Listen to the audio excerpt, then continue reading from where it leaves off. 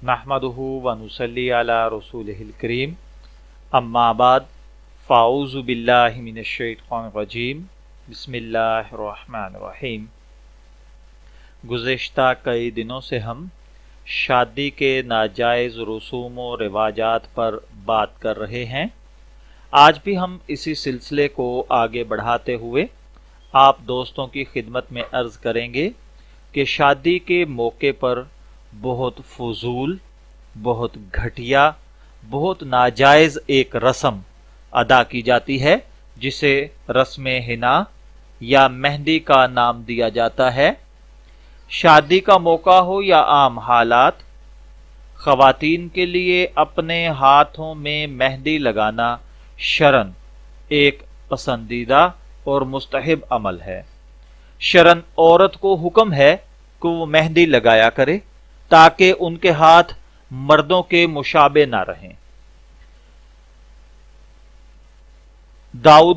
ये अबू दाऊद में भी है, मिशकात शरीफ में भी है कि हजरत आयशा रजी अल्लाह ताला अन्हो से रिवायत है कि एक औरत ने दीवार की ओट से आप अलैहिस्सलाम को एक पर्चा देने की कोशिश की।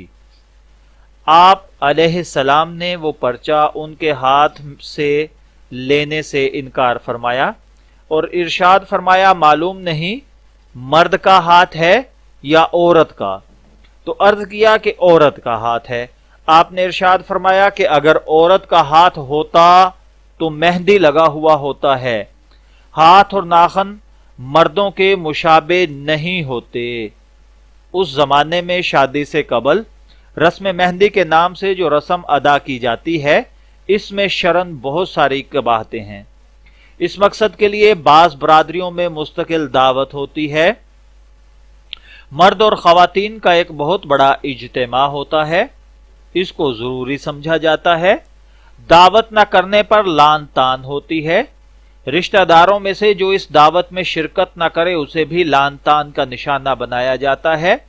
और आजकल तो सबसे बढ़कर इसके मौके पर बहुत ज्यादा डांस, नाच गाना, ढोल बाजा, म्यूजिक और फिर इख्तलात और इसके ऊपर डांस और अजीबो गरीब किस्म के बेहुंगम लिबास, बेहुंगम रस्मो रिवाज अपनाए जाते हैं जिनका शरीयत मुताहरा के साथ कोई ताल्लुक नहीं है।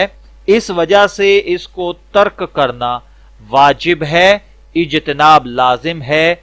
मैं दुआ गो हूं कि अल्लाह ताला हमें इन बातों को समझने की और इन पर अमल करने की तौफीक अता फरमाए। वमा अलैना इल्लल बलागुल मुबीन।